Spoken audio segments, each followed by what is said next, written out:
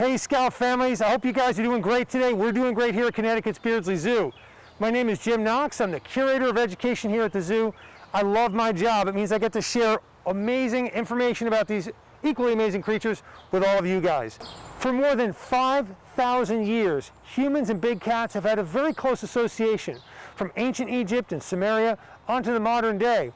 Kings and queens and emperors would oftentimes go into the wild and capture big cats and display them so that everybody in their city or in their region could marvel at these cats and look at the power that the king or queen held over the land and over the wild creatures. But times, they have changed. Thankfully, times have changed for the better. You see, nowadays, the wild in our world has shrunk. That's not the good part. The good part is that there are kind, caring, very intelligent people like you who say, I want to do my best to protect our planet and protect these magnificent creatures who live on that planet, who share the planet with us. So what we are doing today at Connecticut's Beardsley Zoo and zoos around the country and around the world, we're working on a program called the SSP, the Species Survival Plan. And the way we do that is to raise tigers like this and raise other cats and do our very best to make sure that these are healthy cats so that in the years to come, we can release these animals back into the wild, keep the populations strong and healthy so that these cats have a bright future. Taking care of these amazing animals carries a huge responsibility, and that huge responsibility means doing our very best, our utmost to give them the best possible care every single day. That great care is known as animal welfare. So what we do is we make sure from their enrichment, the toys and exercise activities that we give the cats, to the very food they eat, the nutrition, to the vitamins that we give them, the health care, the excellent health care with our veterinary staff, we give them our best every single day so that they live long, healthy, fulfilled lives. So Bethany, I know you and Chris are out here training the cats. Can you tell us what you were doing with the tigers today? Well, we're asking them for a few basic behaviors. It is very hot out today, so they're not willing to do too much. Right. The things that they know how to do that we are asking for are sit, which is this, down, which is lay down like that. Open mouth is in training. Okay. So that means that we're still working on that. We are rewarding little steps towards our final goal, which would be for a nice big open mouth so we could see all their teeth. It's slow going because it's not a really important behavior. One of the things I work on with them a lot is getting fly ointment on their ears. So that's our most important thing for summer, is keeping their ears protected because the biting flies really go after them. The yard's nice and sunny, which the flies really like. So that's what we focus on. They're also scale trained and they're injection trained, so we can give them their vaccines when they need it. We can get them on the scale once a month.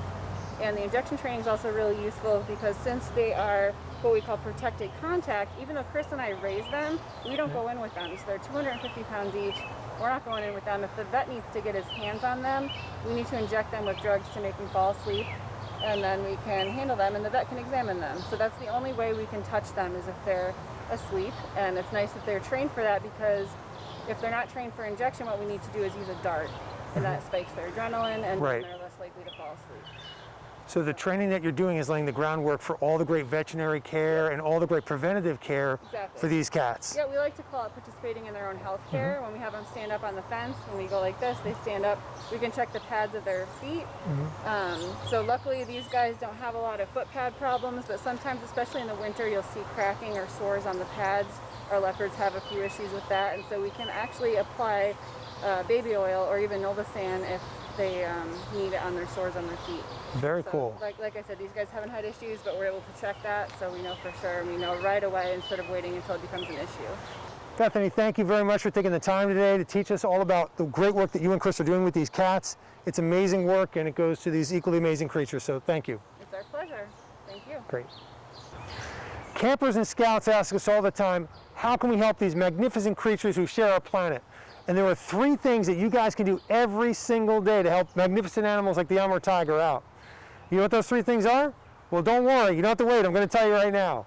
You guys can read, and when you finish that, you can read some more. We're not kidding.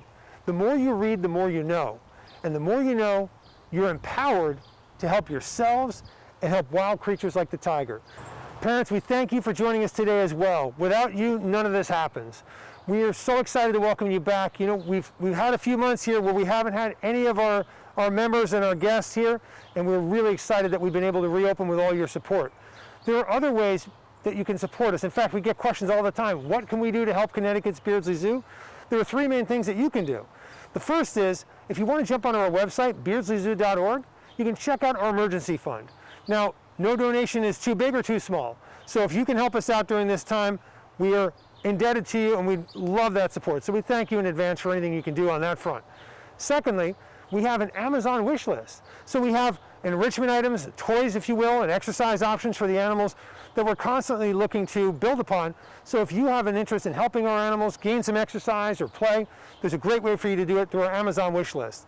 And lastly, if you guys are interested in helping us on the conservation or education fronts, if you want to contribute to some of our conservation work in the wild, or you want to support some of our educational programming, always a wonderful thing to do, and always much appreciated, you can also jump on our website, beardsleyzoo.org, and look under the Contact Us tab and reach out to us that way.